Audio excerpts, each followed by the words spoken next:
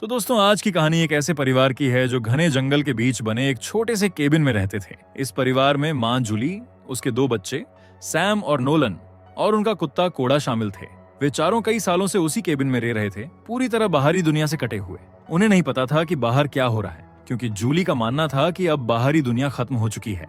उसके अनुसार एक शैतानी शक्ति ने पूरी मानव जाति को नष्ट कर दिया था और अब इस धरती पर सिर्फ वही 3 लोग जिंदा बचे थे। जूली का यह भी मानना था कि उनका घर बाकी जगहों से अलग और खास है। उसने बताया था कि उसके माता पिता ने इस केबिन को एक विशेष तरीके से बनाया था, जहां घर की दीवारों और लकड़ियों पर अजीब से जादुई निशान खुदे हुए थे, जिसकी वजह से वो ईविल एंटिटी घर के अंदर आ नहीं सकते थे। और वही जूली बोलती थी कि अगर ये ईविल किसी इंसान को छू ले तो वो उसके मन पर कब्जा कर लेते हैं और उसे भयानक काम करवाते हैं। सैम और नोलन ने कभी उस ईविल को नहीं देखा था, लेकिन वे अपनी माँ की हर बात पर विश्वास करते थे। जूली ये भी कहती थी कि उस बुराई को देखने की ताकत सिर्फ उसी के पास है, क्योंकि बाकी अगर कोई उसे देखने की कोशिश करे तो वो पागल हो जाएगा या मर जाएगा। जूली हमेशा सतर्क रहती थी। जब भी किसी जरूरी काम के लिए उन्हें घर से बाहर जाना पड़ता तो वे अपने शरीर पर एक लंबी रस्सी बांध लेते थे, जिसका दूसरा सिरा घर से जुड़ा रहता था। जूली का विश्वास था कि जब तक ये रस्सी उनसे जुड़ी रहेगी तब तक ईविल उनका कुछ नहीं बिगाड़ सकता। इसी विश्वास और डर के बीच जूली, सैम, नोलन और उनका कुत्ता कोड़ा उस रहस्यमयी जंगल में अपनी जिंदगी गुजार रहे थे। एक ऐसी जिंदगी जो डर और अनदेखे खतरे के साये में धीरे धीरे बीत रही थी। पर एक रात जूली ने एक अजीब सपना देखा। उसने देखा कि जंगल में पड़ा एक पुराना कंकाल अचानक हिलने लगा और तेज आवाज में चीख पड़ा। इस डरावने दृश्य से वो घबराकर जाग उठी। उसके माथे पर पसीना था और दिल तेजी से धड़क रहा था। उसने तुरंत एक मंत्र पढ़ा और मन को शांत करने के लिए बाहर चली गई। बाहर जंगल पूरी तरह शांत था और जूली ने जैसे ही घास को छुआ, उसे पास से किसी की गुर्राने की आवाज सुनाई दी। वो सावधानी से मुड़ी और उसकी नजर सीढ़ियों की ओर पड़ी, जहां उसके मरे हुए पिता खड़े थे। वे उसकी ओर बढ़ रहे थे, जैसे उसे छूना चाहते हों, पर कोई अदृश्य शक्ति उन्हें रोक रही थी। जूली ने नीचे देखा तो पाया कि रस्सी अब भी उसके शरीर से बंधी थी। वही रस्सी जो उसे घर से जोड़कर रखती थी, उसी ने उसे उस अजीब ताकत से बचा लिया था। जूली ने गहरी सांस ली, आंखें बंद की और खुद को संभालते हुए धीरे से अंदर लौट आई। सुबह होते ही केबिन के अंदर फिर से सामान्य दिनचर्या शुरू हुई। जूली ने बच्चों को जगाया। सैम उठते ही कुछ पुशअप्स करने लगा, जबकि नोलन के पैर में बंधी छोटी घंटी हर कदम पर हल्की आवाज कर रही थी। कुछ देर बाद वे सब जंगल में खाने की तलाश के लिए तैयार हुए। हमेशा की तरह जूली ने तीनों के चारों ओर एक लंबी रस्सी बांधी और कुछ सुरक्षा मंत्र पढ़े। उसने बच्चों को सावधानी बरतने की याद दिलाई और रस्सी को जीवन रेखा की तरह थामे रहने को कहा, जिसके बाद वे सब जंगल की अलग अलग दिशाओं में निकल पड़े।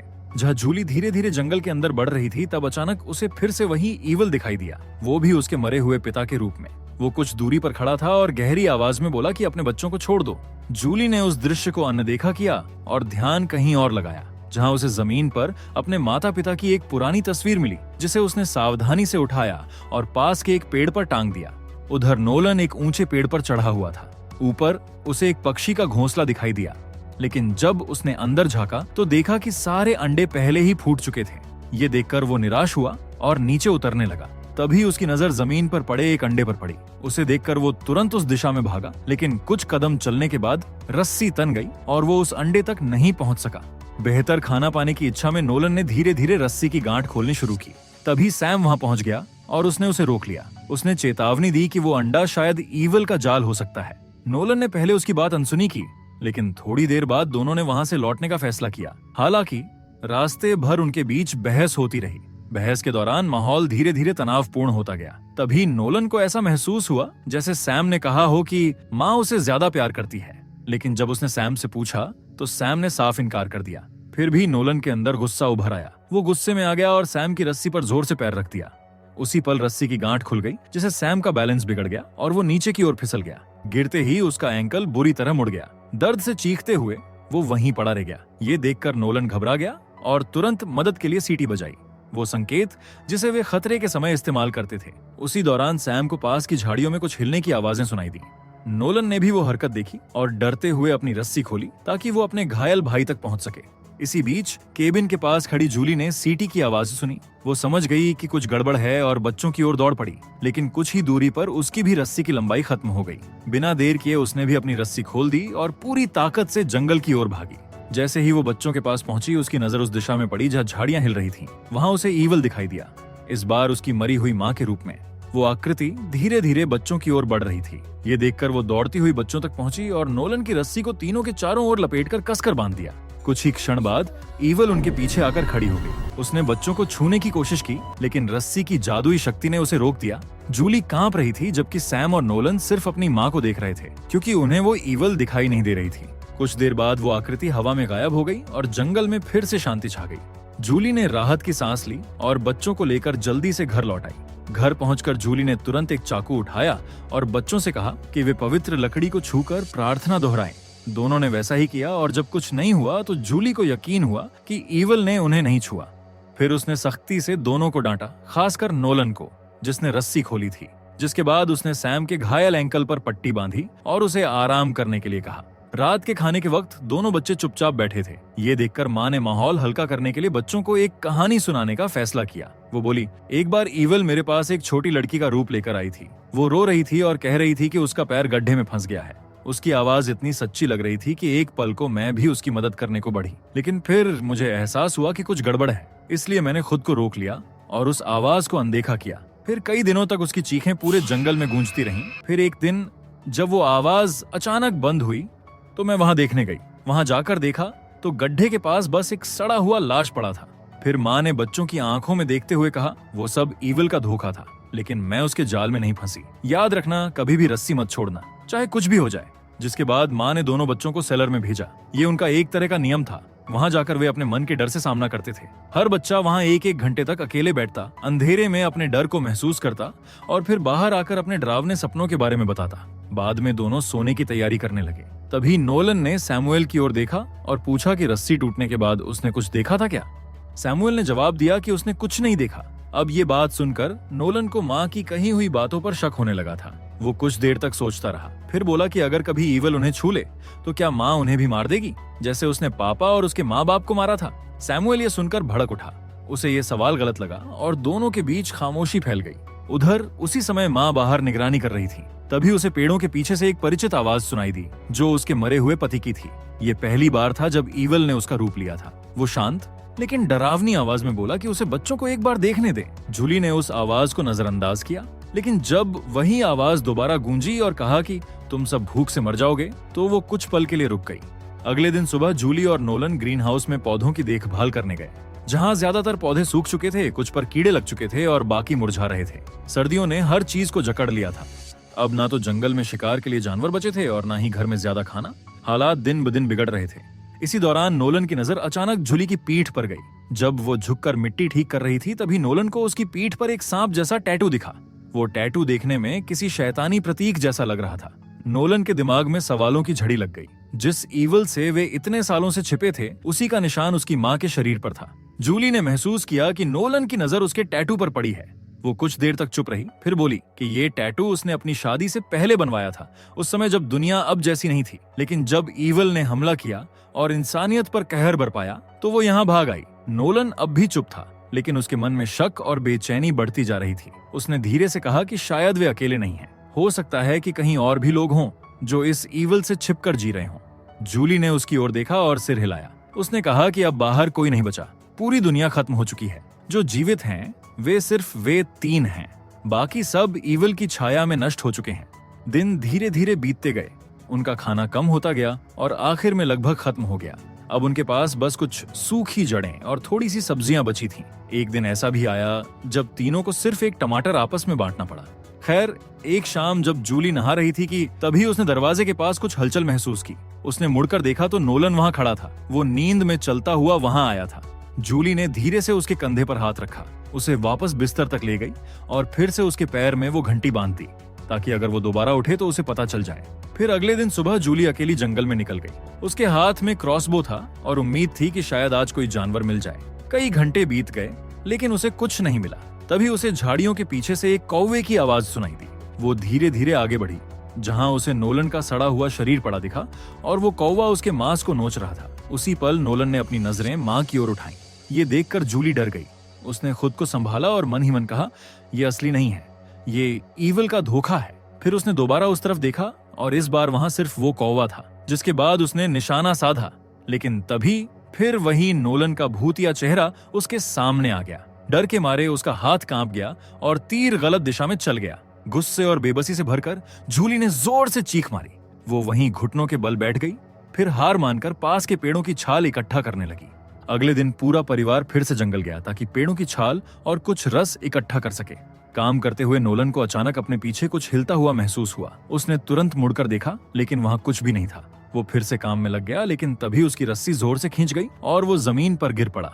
उसे ऐसा लगा जैसे कोई उसे जंगल के अंदर घसीट रहा हो। घबराकर उसने नीचे देखा, जहां रस्सी एक पुराने कुएं से बंधी हुई थी और उस कुएं के अंदर से कोई सांप जैसी डरावनी चीज उसे खींच रही थी। और अचानक उसकी आंख खुल गई और ये सब बस उसका एक बुरा सपना निकला।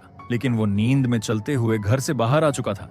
तभी माँ ने उसे देखा। वो गुस्से से भर गई और नोलन को पकड़कर घर के अंदर ले आई।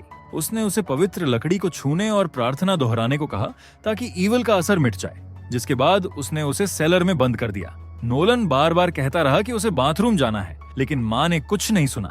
आखिर में उसने वहीं खुद को गीला कर लिया। जब नोलन वापस अपने कमरे में आया तो उसके चेहरे पर थकान और गुस्सा दोनों थे। उसने सैमुएल से कहा कि उन्हें यहाँ से भाग जाना चाहिए। अगर वो साथ रहें तो ईवल से बच सकते हैं। लेकिन सैमुएल ने साफ मना कर दिया। उसे यकीन था कि माँ जो कर रही है वही सही है। उधर जूली अपने कमरे में बैठी थी। उसे बच्चों की बातें आंशिक रूप से सुनाई दी थीं। तभी उसके मन में अजीब और डरावने ख्याल आने लगे। उसे महसूस हुआ जैसे वो खुद पर से नियंत्रण खो रही हो। फिर अगले दिन जूली ने बच्चों के सामने एक पुराना डिब्बा निकाला। डिब्बे के अंदर एक पोलरॉइड कैमरा था। उसने उन्हें बताया कि ये कैसे काम करता है और साथ ही परिवार की कुछ पुरानी तस्वीरें दिखाईं। कैमरे में अब सिर्फ एक ही फोटो शेष बची थी। वो उसने किसी खास पल के लिए बचाकर रखी थी। फिर अचानक माहौल बदल गया। जूली ने कहा कि अगर वे जिंदा रहना चाहते हैं तो अब उन्हें कोड़ा को खाना होगा, क्योंकि अब वो बूढ़ा हो गया है और जब उनके पास खुद के खाने के लिए भी बहुत कम बचा था तो एक कुत्ते को पालना संभव नहीं था। ये सुनते ही नोलन टूट गया। वो चीखते हुए बोला कि परिवार को मारना ही असली ईवल है। स्थिति को काबू में करने के लिए जूली ने सैमुएल से सलाह मांगी। सैमुएल ने बिना देर किए माँ का साथ दिया और कहा, हमें कोड़ा को खाना होगा। ये फैसला नोलन के लिए बहुत मुश्किल था। वो बेकाबू होकर बाहर भागा, कोड़ा के पास गया और उसे गले लगाकर रोने लगा। जूली भी अंदर से टूटना नहीं चाहती थी, पर भूख और व्यवहारिक दबाव ने उसे कठोर बनाकर रखा था। उसने कोड़ा को पकड़कर ग्रीन हाउस की ओर ले जाने की कोशिश की और वहां से फैसला करने के इरादे से क्रॉसबो उठा लिया। लेकिन जैसे ही उसने ट्रिगर दबाने की कोशिश की, वो रुक गई। उसी समय नोलन पीछे से दौड़ता आया। उसने चीख कर कहा, ये सब असली नहीं है, और गुस्से में आकर माँ की रस्सी काट दी। फिर उसने ग्रीन हाउस का दरवाजा बंद कर दिया। माँ अचानक पागलपन की तरह बर्ताव करने लगी। तभी उसने एक ऐसा सच कबूल किया जिसे सुनकर सब कुछ बदल गया। उसने कहा कि वही थी जिसने सालों पहले ईवल को इस दुनिया में बुलाया था। ये बोलने के बाद वो दरवाजा और खिड़कियां तोड़ने लगी। उसी दौरान सैमुएल बाहर आया और गुस्से में अपने भाई पर टूट पड़ा। दोनों जमीन पर गिरकर एक दूसरे से लड़ने लगे। ग्रीन हाउस के अंदर जूली के सामने ईवल फिर प्रकट हुआ। इस बार उसने उसकी मृत माँ का रूप ले लिया था। वो बोली, बचपन में जो तुमने किया उसका बदला अब तुम्हारे बच्चों से लिया जाएगा। अब तुम अपने ही बच्चों को खाओगी। जूली ये सुनकर टूट गई। वो अब अपनी समझ और विश्वास दोनों खो चुकी थी। उसने पास पड़ी टूटी हुई कांच की धार उठाई और उसी से अपनी जान ले ली। लड़ाई खत्म होने पर सैमुएल उठकर ग्रीन हाउस के अंदर गया। उसने माँ के लाइफलेस बॉडी को देखा और टूट पड़ा। वो रोते हुए माँ की रस्सी को फिर से उसके शरीर से बांधने लगा, जैसे उम्मीद कर रहा हो कि शायद वो फिर से जीवित हो जाए। उसने प्रार्थना भी की, लेकिन कुछ नहीं हुआ। उधर नोलन गिल्ट से भर गया। उसे लगा कि सारी गलती उसी की है। फिर वो वापस घर लौटा और पुराना रिकॉर्ड चलाया, वही जो माँ रातों में सुनाया करती थी। वहीं दूसरी ओर सैमुएल ग्रीन हाउस में माँ के शरीर से लिपटा सारी रात बैठा रहा। कुछ दिन बीत गए। नोलन कोड़ा को ढूंढने निकला, लेकिन अब कोड़ा भी बदल चुका था, डरा हुआ और जंगली सा, जो अब घर वापस नहीं आना चाहता था। और वही सैमुएल की हालत दिन ब दिन बिगड़ती जा रही थी। वो कमजोर, बीमार और लगभग बेहोशी की हालत में था। तब नोलन ने एक फैसला लिया। वो किसी भी तरह अपने भाई को बचाएगा। उसने तीनों रस्सियों को एक साथ बांधा और अपने शरीर के चारों ओर लपेट लिया। फिर जंगल की ओर बढ़ गया, ये सोचकर कि शायद बाहर कहीं मदद या नई शुरुआत मिल जाए। रस्सी अब इतनी लंबी हो चुकी थी कि वो जंगल की सीमा पार कर गया। कुछ दूर चलते चलते उसने एक पक्की सड़क देखी, एक असली सड़क जैसी उसने कभी सिर्फ माँ की पुरानी तस्वीरों में देखी थी। उसने पूरी ताकत से चिल्लाया। उम्मीद थी कि कोई जवाब देगा, लेकिन चारों ओर सिर्फ सन्नाटा था। कुछ देर बाद वो निराश होकर घर लौटने लगा। जैसे ही वो दरवाजे के पास पहुंचा, उसने महसूस किया कि कोई उसका पीछा कर रहा है। पीछे मुड़कर देखा तो वहां एक अजनबी आदमी खड़ा था। उस आदमी ने कहा कि वो पास के जंगल में हाइकिंग कर रहा था, तभी उसे किसी की मदद की आवाज सुनाई दी। उसने बताया कि उसके बैग में थोड़ा खाना है और अगर नोलन चाहे तो वो उसे अपने ट्रक तक ले जा सकता है जहां और भी सामान है। उसी समय सैमुअल बाहर आ गया। उसने उस आदमी को देखा और तुरंत शक में पड़ गया। उसे यकीन था कि ये कोई इंसान नहीं बल्कि ईविल का रूप है। उसने बिना देर किए क्रॉसबो उठाया और उस अजनबी को धमकाने लगा। आदमी ने हाथ ऊपर उठाए और कहा कि वो कोई नुकसान नहीं पहुंचाना चाहता, लेकिन सैमुअल उसकी बात सुनने को तैयार नहीं था। डर और गुस्से में उसने ट्रिगर दबा दिया। घायल होकर वो दर्द से चीखता हुआ जंगल की ओर भागा।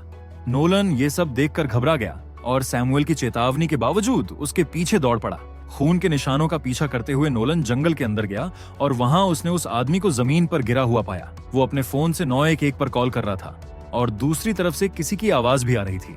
इसका मतलब था कि दुनिया खत्म नहीं हुई थी, इंसान अभी भी जिंदा थे। लेकिन नोलन ने पहले कभी फोन देखा ही नहीं था। उसे समझ नहीं आ रहा था कि ये चीज क्या है। वो बस इतना जानता था कि उसे खाना चाहिए। उसने आदमी का बैग उठाया और बिना पीछे देखे वहां से चला गया। पीछे जमीन पर पड़ा घायल आदमी धीरे धीरे दम तोड़ दिया। फिर नोलन उसका बैग लेकर घर लौटा। घर पहुंचते ही उसने बैग खोला जिसमें कई खाने के डिब्बे और कुछ पानी की बोतलें थीं। कई दिनों की भूख के बाद उसे जैसे राहत मिल गई। खाना खत्म होने पर उसने कुछ हिस्सा सैमुअल को भी दिया, लेकिन सैमुअल ने खाने से मना कर दिया। उसे यकीन था कि ये सब किसी ईविल का धोखा है। नोलन ने समझाने की कोशिश की, पर वो नहीं माना। रात बीतने के साथ सैमुअल की भूख बहुत ज्यादा बढ़ गई। अंत में उसने हार मान ली और थोड़ा खाना खा लिया। जब उसने बैग को ध्यान से देखा तो उसमें एक पुराना वॉलेट मिला। वॉलेट में एक आदमी और एक छोटी लड़की की तस्वीर थी।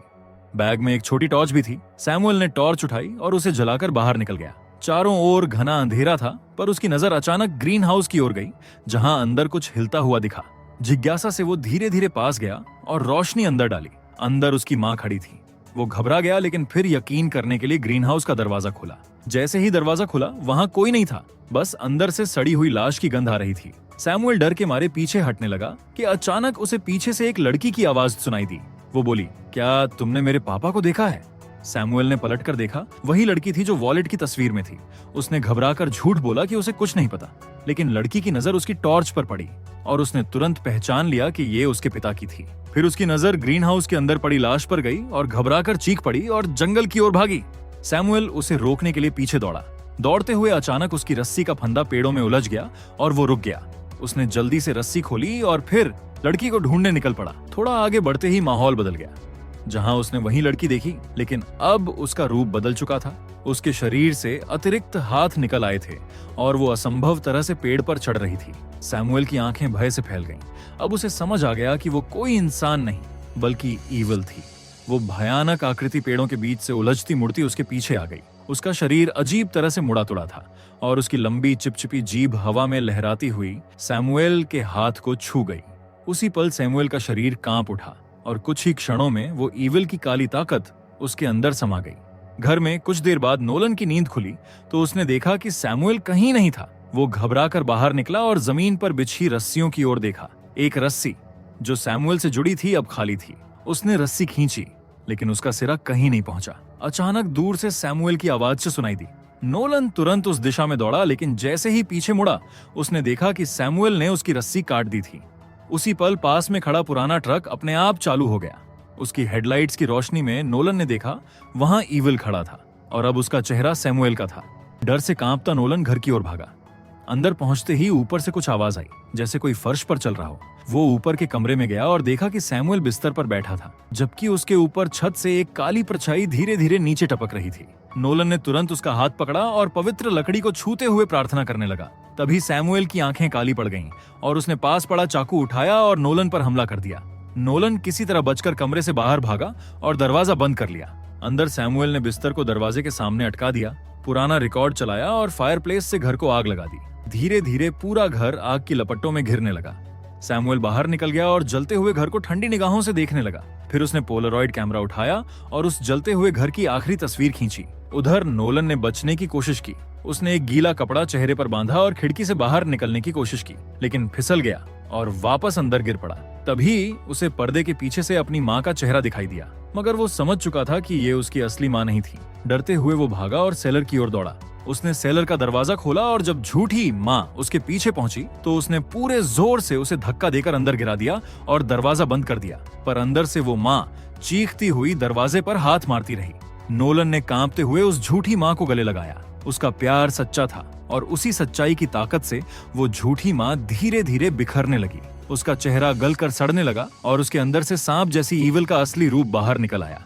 वो ईविल चीखती तड़पती रही, लेकिन नोलन ने उसे छोड़ा नहीं।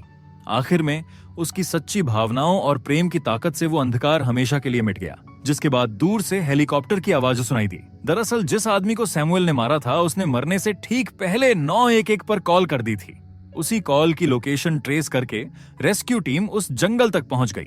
उन्होंने जलते हुए घर के खंडहरों में से नोलन को जिंदा पाया। रेस्क्यू टीम ने उसे उठाया और हेलीकॉप्टर में बिठा लिया। जैसे ही हेलीकॉप्टर हवा में उठा, नोलन की आंखों में पहली बार बाहर की दुनिया दिखी। फिर उसने अपने भाई को देखा जिसे रेस्क्यू टीम ने बचा लिया था।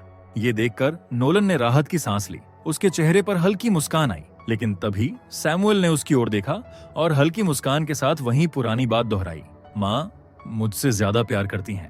कैमरा धीरे धीरे उनके पास रखी उस पोलारॉइड फोटो पर झूम करता है। वही आखिरी तस्वीर जो सैम ने घर जलने से पहले खींची थी। और फोटो में सैम के कंधे पर एक काला डरावना हाथ रखा था। इसका मतलब साफ था, ईविल अब खत्म नहीं हुई थी। सैमुअल के जरिए वो जंगल की सीमाओं को पार कर चुकी थी और अब इंसानों की दुनिया में पहुंच गई थी। और इसी के साथ ये मूवी यही खत्म होती है। अगर आपको एक्सप्लेनेशन अच्छा लगा हो तो वीडियो को लाइक और कमेंट जरूर करें। ऐसी ही और मजेदार और अनोखी कहानियों के लिए चैनल को सब्सक्राइब करना ना भूलें।